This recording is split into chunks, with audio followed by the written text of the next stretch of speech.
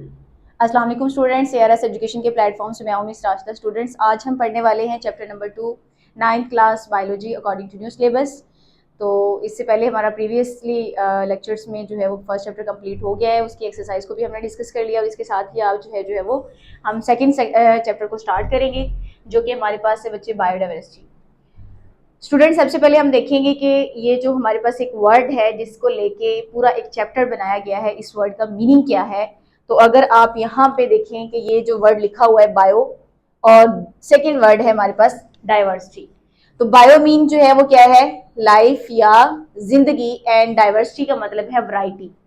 यानी कि हमारे पास जितनी भी इस कायनात में जिंदगी यानी लाइफ पाई जाती है, उसके अंदर किस किस्म की वैरायटी मौजूद है, कितनी इकसाम्स हैं हमारे पास ऑर्गेनिजम्स को। और अगर हमारे पास ये इतनी बड़ी यूनिवर्स है और उसके अंदर इतनी ज़्यादा टाइप्स ऑफ ऑर्गेनिजम्स प्रेजेंट हैं, आइदर वो एनिमल्स हैं या प्लांट्स हैं, तो फिर किस तरीके से हम इनको स्टडी कर रहे हैं। क्या हमारे पास एक ईजियर मेथड है कि हम इन तमाम ऑर्गेनिजम्स के बारे में इल्म रखते हैं, इनकी हमने जो है वो खसूसियात का इल्म रखना है, हमने इनकी इंटर रिलेशनशिप को देखना है। तो इसी से रिलेटेड ये हमारी 9th क्लास बायोलॉजी का ये चैप्टर है बायोडाइवर्सिटी, जिसके अंदर हम ये सारी चीजें सीखेंगे कि कैसे जो है वो हमारी कायनात में कितनी बड़ी ये कायनात है और इसमें किस किस्म के जो है वो ऑर्गेनिजम्स मौजूद हैं, और फिर हमने अपने आसानी के लिए कैसे उनको जो है वो ग्रुप बंदी की हुई है, उनकी क्लासिफिकेशन की हुई है, ताकि हम आसानी से इनकी खसूसियात को और इनके रिलेशन को समझ सकें। तो इसी से रिलेटेड हम अपने चैप्टर का स्टार्ट लेते हैं बच्चे। सबसे पहले हमारे पास बायोडाइवर्सिटी है। जैसे कि आप जानते हैं कि हमारी ये यूनिवर्स जो है वो बहुत ज्यादा वास्ट है, बहुत ज्यादा जो है ये वसी है, और ये हमारे पास एक हैबिटेट है, एक मस्कन है तमाम लिविंग ऑर्गेनिजम्स के लिए। जितने भी जिंदा जानदार हैं बच्चे, इन तमाम के लिए हमारे पास यानी कि जानदारों के लिए जो एक मस्कन है वो क्या है बच्चे, जमीन है। ठीक है। अच्छा, अगर हम देखें कि ये लिविंग ऑर्गेनिजम्स वास्ट वैरायटी में यहाँ पे इस ऑर्गेनिजम्स जो है वो इस यूनिवर्स में पाए जाते हैं, तो बच्चे ये हमें फायदा क्या देते हैं। तो बच्चे ये हमारे माहौल को बैलेंस करके रखते हैं एंड हमें हेल्थ प्रोवाइड करते हैं, हमें सेहत और मतवाजन जो है ये माहौल फ्राहम करते हैं। इसके साथ साथ बच्चे हमें यहाँ से फूड भी मिलती है, खुराक भी मिलती है, मेडिसन दवाई भी मिलती है यहाँ से, फूड खुराक मेडिसन दवा, और इसके साथ साथ बच्चे ये हमें क्लीन एयर भी प्रोवाइड करते हैं, यानी कि साफ हवा। तो इतनी ज्यादा मेजोरिटी में जो है, इतनी ज्यादा एग्जाम में ऑर्गेनिज्म जो हमारी इस यूनिवर्स में पाए जाते हैं, इनकी जो बायोडाइवर्सिटी हमारे पास मौजूद है, वो हर लिहाज से, चाहे वो हमें सेहत के लिहाज से लें या हम अपने इकोसिस्टम को, अपने जो रहने की जगह है उसके लिहाज से लें, तो हमें वो हर वे से फायदा दे रहा है। हमें हेल्थ प्रोवाइड कर रहा है, हमें बैलेंस दे रहा है इकोसिस्टम के लिए, हमें फूड प्रोवाइड कर रहा है, हमें एक अच्छा क्लाइमेट दे रहा है, एक क्लीन एयर प्रोवाइड कर रहा है। इसके साथ ही बच्चे हम बायोडाइवर्सिटी को जो है वो क्लासिफाई, इसकी डेफिनेशन देखेंगे। तो बायोडाइवर्सिटी क्या है, biodiversity is the classification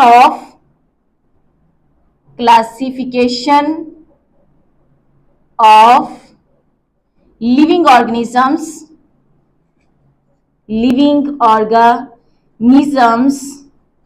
on a particular area is called biodiversity। बच्चे किसी खास इलाके में, किसी खास इलाके या जगह में जो हमारे पास वैरायटी पाई जाती है, बायोडाइवर्सिटी जो है ये क्लासिफिकेशन है, या आप यहां पे लिख सकते हैं वैरायटी ऑफ क्लासिफिकेशन की बजाय बच्चे हम वैरायटी लिखेंगे यहाँ पे।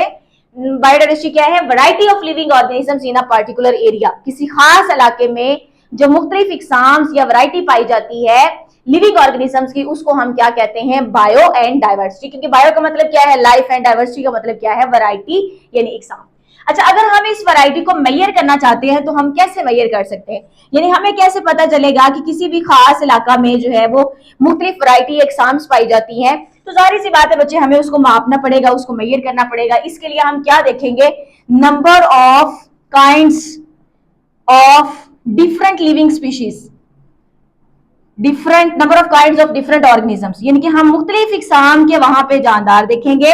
एंड उसके साथ साथ बच्चे हम इसके अंदर वेरिएशंस इन ईच काइंड, हर किस्म के जो ऑर्गेनिजम्स हैं उनमें मजीद आगे क्या वेरिएशंस हैं या मजीद उसमें कितने ऑर्गेनिजम्स या जानदार पाए जाते हैं। यानी एक तो हमने उस एरिया के अंदर कितने ऑर्गेनिजम्स हैं, कितनी इकसाम के ऑर्गेनिजम्स हैं उनको देखना है, और फिर हर किस्म के अंदर किस तरह के ऑर्गेनिजम्स नेक्स्ट आगे पाए जाते हैं, उनमें क्या वेरिएशंस हैं, क्या तब्दीलियां हैं, इन तमाम को अगर हम देखते हैं तो फिर हम क्या कह रहे हैं, अपने माहौल को, अपनी बायोडाइवर्सिटी को जो है वो हम मेजर कर रहे हैं। ठीक हो गया बच्चे। अच्छा, इसके साथ ही अगर हम देखें कि हमारे पास जो है अब तक जो हमें एक बायोलॉजिस्ट इंफॉर्मेशन देते हैं कि तकरीबन 2 मिलियन के लगभग जो है वो लिविंग ऑर्गेनिजम्स जो है वो डिस्कवर्ड एंड क्लासिफाइड है। अब देखिए कि ये कितनी बड़ी अमाउंट है 2 मिलियन, लेकिन अगर हम यूनिवर्स की बात करें तो ये इससे भी आगे डबल ट्रिपल है, यानी कि इससे भी इसकी कहीं ज्यादा अमाउंट हमारी यूनिवर्स में प्रेजेंट है और ये हमारी यूनिवर्स में जो है वो कायनात में पाई जाती है। तो फिर इनकी जो पाया जाना किसी भी खास या मखसूस इलाका में, ये किसके ऊपर डिपेंड करता है। यानी कि आपने देखा कि कुछ इलाके ऐसे होते हैं जिनके अंदर बहुत ज्यादा वैरायटी जो है वो ऑर्गेनिजम्स की पाई जाती है, बहुत ज्यादा एग्जाम्स पाई जाती है, और कुछ इलाकों के अंदर बहुत ज्यादा एग्जाम्स या वैरायटी ऑर्गेनिजम्स की मौजूद नहीं होती। तो ये किस वजह से है, यानी कि अगर हम 2 मिलियंस अब तक ऑर्गेनिजम्स को जो है वो क्लासिफाइड या डिस्कवर कर चुके हैं, तो ये भी हम जानते हैं कि हमारी जो यूनिवर्स है या ये जो क्लासिफिकेशन है या बायोडाइवर्सिटी है, ये नॉट इवनली डिस्ट्रीब्यूटेड या स्प्रेड आउट, इसको कहते हैं नॉट इवनली स्प्रेड। हर जगह एक जैसी यकसा नहीं है, आपको बायोडाइवर्सिटी हर जगह यकसा नजर नहीं आएगी। आप देखेंगे कुछ एरियाज में जो है वो वैरायटी ज्यादा है और कुछ के अंदर वैरायटी कम है लिविंग ऑर्गेनिजम्स की। तो बच्चे ये डिपेंड करता है वहां के क्लाइमेट के ऊपर कि वहां का क्लाइमेट कैसा है, वहां पे फूड शेल्टर वगैरह की सहूलियात कैसी है, वहां का एल्टीट्यूड कैसा है, आबो हवा कैसी है वहां की, और इसके अलावा बच्चे ये डिपेंड करता है सोइल टाइप के ऊपर कि वहां की जमीन कैसी है, यानी कि जमीन के ऊपर डिपेंड कर रहा है। इसी लिहाज से हम इसकी जो है वो क्लासिफिकेशन करते हैं। और अगर यहाँ पे हम एक वेरी कॉमन एग्जांपल देना चाहें तो आप जानते हैं कि जो ट्रॉपिकल एरियाज हैं, ट्रॉपिकल एरियाज के अंदर ज्यादा नंबर ऑफ काइंड्स जो है या ऑर्गेनिजम्स मौजूद होते हैं as compare to polar areas. यानी कि अगर हम पोलर और ट्रॉपिकल एरियाज को कंपेयर करें तो चूंकि क्लाइमेट डिफरेंस या सॉइल टाइप की डिफरेंस की बेस पे हमारे पास ट्रॉपिकल एरियाज में ज्यादा लिविंग ऑर्गेनिजम्स की वैरायटी पाई जाती है as compare to polar areas. इसके साथ ही बच्चे हम नेक्स्ट देखेंगे इंपॉर्टेंस ऑफ बायोडाइवर्सिटी की। बायोडाइवर्सिटी जो है ये इसकी क्या अहमियत है। इसमें सबसे पहला पॉइंट हमारे पास ये है कि ये इकोसिस्टम को स्टेबिलिटी देती है, यानी कि ये माहौलियाती इस्तेहकाम का सबब बनती है। ये कैसे, अगर हम देखें कि हमारे इकोसिस्टम में जो बहुत से बायो केमिकल जो हमारे पास सिस्टम्स हैं उनको अगर हमने रन करना है, बायो केमिकल या बायोमोलिक्यूलर सिस्टम्स हैं, बायोमोलिक्यूलर सिस्टम्स, जिसमें बच्चे आप देखते हैं कि हमारे पास कार्बन साइकिल है, सिस्टम भी लिख सकते हैं बच्चे, यहां पे आप साइकिल भी लिख सकते हैं, जिसमें कार्बन साइकिल आ जाता है, नाइट्रोजन साइकिल है। तो इनको सर्कल करना हमारे इस इन्वायरमेंट में, क्लाइमेट के अंदर, या इसकी जो है वो अमाउंट को सर्कुलेट करना, माहौल के अंदर जो है दाल कायम करना, इस्तेकाम इसका कायम करना, ये सारा किसकी वजह से है, बायोडाइवर्सिटी की वजह से। यानी कि ये हमारे इकोसिस्टम को स्टेबल करके रखता है बाय डिफरेंट ऑर्गेनिजम्स की साइकिलिंग के थ्रू। जैसे हम कार्बन साइकिल को पढ़ते हैं, नाइट्रोजन साइकिल को पढ़ते हैं, सल्फर साइकिल को पढ़ते हैं, तो इसी तरीके से ये इकोसिस्टम के अंदर इन ऑर्गेनिक और इनऑर्गेनिक मटेरियल्स को सर्कुलेट करके हमारे इकोसिस्टम को स्टेबल करके रखता है ताकि ज्यादा से ज्यादा लिविंग ऑर्गेनिजम्स की वैरायटी यहाँ पे सर्वाइव कर सके। दूसरा हमारे पास बच्चे है क्लाइमेट रेगुलेशन। अगर हम क्लाइमेट यानी आबो हवा की कंट्रोल की बात करें तो आप जानते हैं कि जैसे कि हमारे पास कार्बन डाइऑक्साइड हमारे माहौल में मौजूद है। अगर हम बात करें प्लांट्स की, प्लांट्स एंड एल्गी,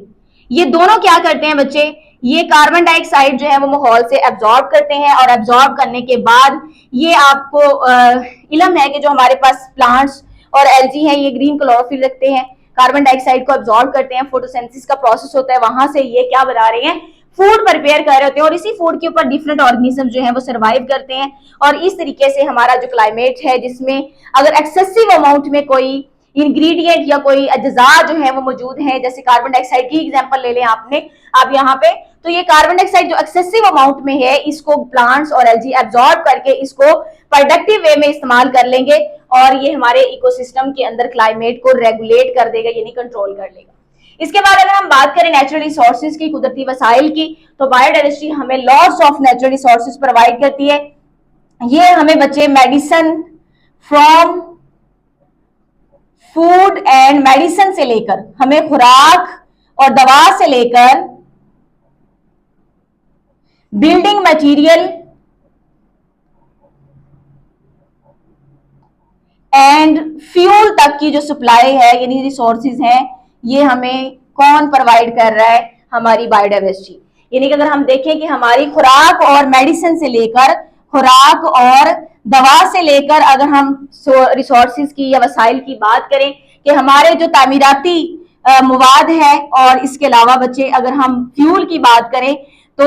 जो कोयला है, गैस है, यहाँ तक की जो सप्लाई है वो सारी की सारी किसके ऊपर डिपेंड कर रही है? हमारी बायोडाइवर्सिटी के ऊपर। तो ये बायोडाइवर्सिटी की अहमियत है हमारे पास। इसके अलावा अगर हम इकोनॉमिक बेनिफिट्स की देखें कि इकोनॉमिकली हमें इससे क्या बेनिफिट्स, क्या फायदे हो रहे हैं, माशी फायदे क्या हैं, तो बच्चे हमारे पास बायोडाइवर्सिटी की वजह से बहुत सी इंडस्ट्रीज रन कर रही हैं और ये इंडस्ट्रीज हमारी इकोनॉमिकली हमें सपोर्ट करती हैं, इसमें हमें फायदा होता है। अगर हम इन इंडस्ट्रीज की बात करें तो हमारे पास बच्चे ये डाइवर्सिटी जो इंडस्ट्रीज हैं ये बहुत सी जो है वो मैन्युफैक्चरिंग के थ्रू अद्वियात, यानी कि अगर हम फार्मास्यूटिक की बात करें यहाँ पे तो फार्मास्यूटिकल इंडस्ट्रीज जो है वो आपको दवाइयां फराहम करती हैं। इसके अलावा बच्चे हम अगर बात करें फार्मास्यूटिक के अलावा जो है वो बहुत सी अदर इंडस्ट्रीज जो है वो यहाँ पे इस्तेमाल हो रही हैं। जी, तो हम बात कर रहे हैं इकोनॉमिकल बेनिफिट्स की, यानी कि माशी फायद की जो हमें बायोडाइवर्सिटी फराहम करती है। तो इसमें हमारे पास बहुत सी इंडस्ट्रीज रन कर रही हैं जो कि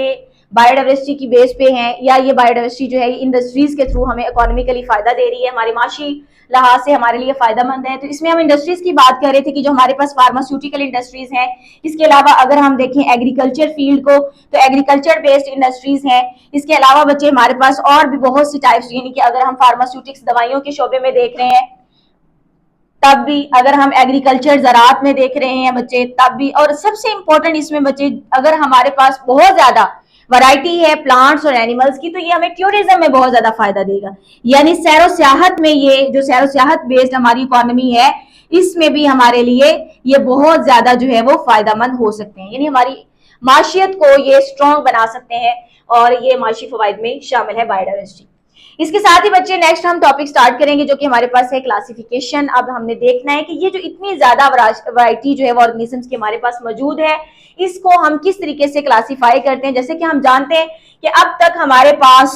2 मिलियन के जो करीब है वो ऑर्गेनिजम्स डिस्कवर्ड हो चुके हैं, यानी कि ऑर्गेनिजम्स को हमने डिस्कवर एंड क्लासिफाई किया है। अब इन 2 मिलियन में से अगर हम देखें तो हमारे पास 0.5 मिलियन जो है इसमें जो वैरायटी है वो प्लांट्स की है एंड 1.5 मिलियन इसमें क्या है बच्चे? एनिमल्स हैं, यानी कि एनिमल वैरायटी इसमें पाई जाती है। अब इतनी ज्यादा जो हमारे पास लिविंग ऑर्गेनिजम्स हैं इनकी जो क्लासिफिकेशन है वो बहुत ज्यादा जरूरी है। अब क्लासिफिकेशन क्यों जरूरी है कि हमारे पास अगर ये जितने भी ऑर्गेनिजम्स हैं वन बाय वन इनको स्टडी करने लगे तो ये मुमकिन नहीं है कि हम इनकी तमाम की कैरेक्टरिस्टिक्स को या इनके इंटर रिलेशनशिप को या एवोल्यूशनरी हिस्ट्री को हम जो है वो डिफाइन कर सके। तो इसके लिए बच्चे हम क्या करते हैं, जो ऑर्गेनिजम्स होते हैं उनकी फिजिकल प्रॉपर्टीज की बेस पे, उनकी सिमिलैरिटीज एंड डिफरेंस की बेस पे हम उनको क्या कर देते हैं, मुख्तलिफ ग्रुप्स में और सब ग्रुप्स में उनको तकसीम कर देते हैं, उनको डिवाइड कर देते हैं और इस प्रोसेस को हम क्लासिफिकेशन का नाम देते हैं। तो यहां पे हम लिखेंगे the process through which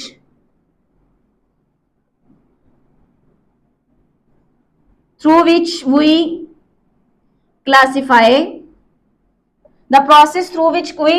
classify living organisms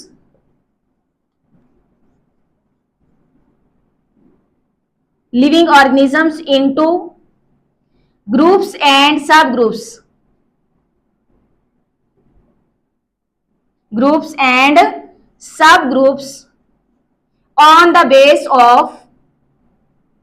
on the basis of similarities and differences which found in them। यानी कि उन लिविंग ऑर्गेनिजम्स में जो मुशाहबतें पाई जाती हैं या जो इख्तलाफात पाए जाते हैं, हम इनकी बेस पे, इन मुशाहबतों और इख्तलाफात की बेस पे, उनकी बुनियाद पे जब ऑर्गेनिजम्स को क्या करते हैं, ग्रुप्स में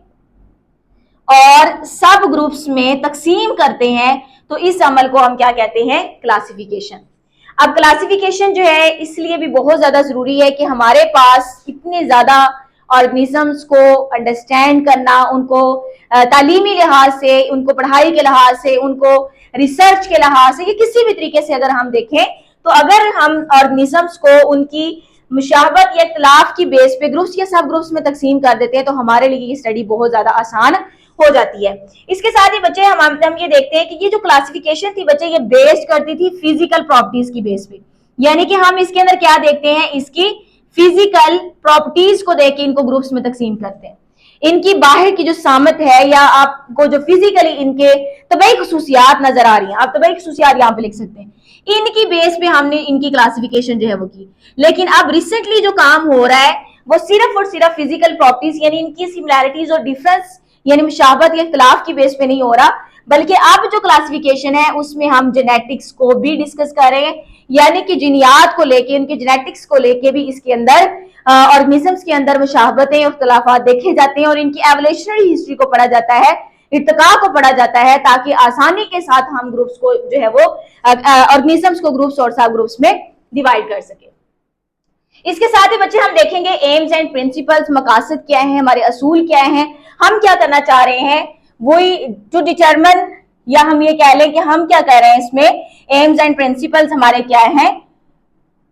to determine the similarities and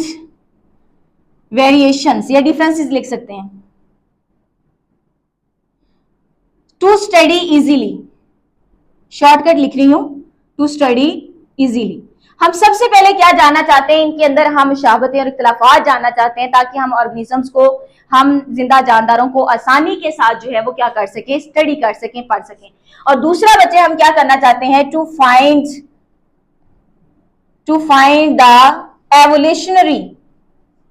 evolutionary history among them,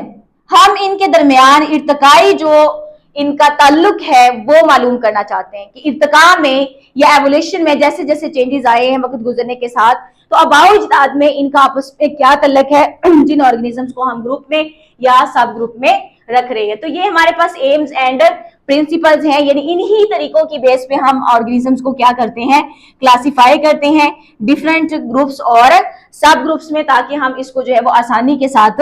पढ़ सकें और समझ सकें।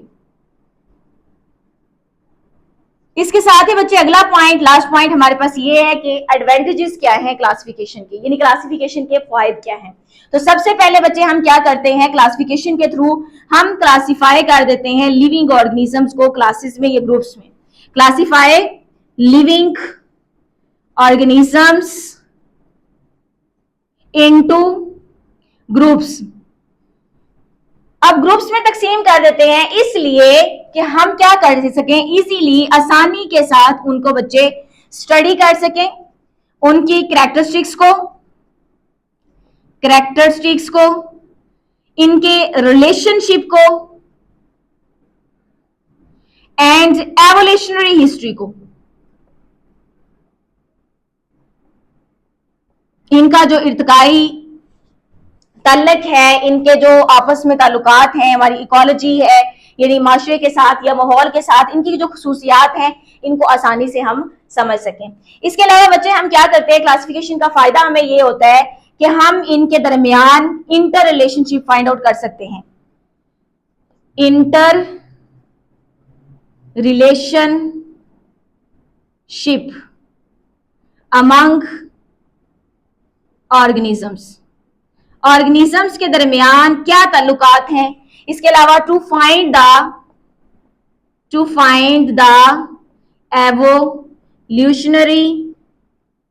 रिलेशनशिप, हम इनके दरमियान इर्तिकाई ताल्लुक मालूम कर सकते हैं, इनके दरमियान आपस में जो ऑर्गेनिजम्स का इंटर रिलेशनशिप है वो भी इस तरीके से मालूम कर सकते हैं। और इसके साथ ही बच्चे डिस्कवरी ऑफ न्यू स्पीशीज, नई स्पीशीज भी दरियाफ्त होंगी और उनका भी हमने आगे क्या फाइंड आउट करना है, उनकी भी बच्चे हमने आगे एवोल्यूशनरी हिस्ट्री देखनी है, उनका भी इर्तिका देखना है कि जो मौजूदा ऑर्गेनिजम्स हैं उनके साथ इनका आबाओ इजदाद के लिहाज से या इर्तिका के लिहाज से क्या तल्लक है लिविंग स्पीशीज का। इसके अलावा बच्चे ये हमें एक कॉमन जो है वो लैंग्वेज प्रोवाइड करता है, common language for communication, for communication. यानी यहाँ पे ये पॉइंट इसलिए बयान किया है कि जो बायोलॉजिस्ट होते हैं इन्होंने जो वास्ट वैरायटी, जो इतनी वसी वैरायटी हमारे पास ऑर्गेनिजम्स की मौजूद है, इनको जब स्टडी करना है एक एरिया से दूसरे एरिया में जाकर, एक इलाका से दूसरे इलाके में, तो ये जो हमारे पास क्लासिफिकेशन है ये कॉमन लैंग्वेज प्रोवाइड करेगी उन बायोलॉजिस्ट को, ताकि वो बायोलॉजिस्ट उनकी स्टडी में जो है वो इजीली एक दूसरे के साथ कम्युनिकेट कर सके। तो ये हमारे पास थे क्लासिफिकेशन के फायदे, जिसमें हमने जो है वो क्लासिफिकेशन को डिस्कस किया कि किस तरीके से हमारे एनवायरनमेंट के लिए फायदेमंद हो सकती है। तो ये आज का हमारा लेक्चर जो है वो बायोडाइवर्सिटी के एक इंट्रोडक्टरी लेक्चर था। इसके साथ ही हम इसकी मजीद आगे जो है वो लेक्चर्स में अपने चैप्टर को कवर करेंगे। अपना बहुत सारा ख्याल रखिएगा। अल्लाह हाफिज।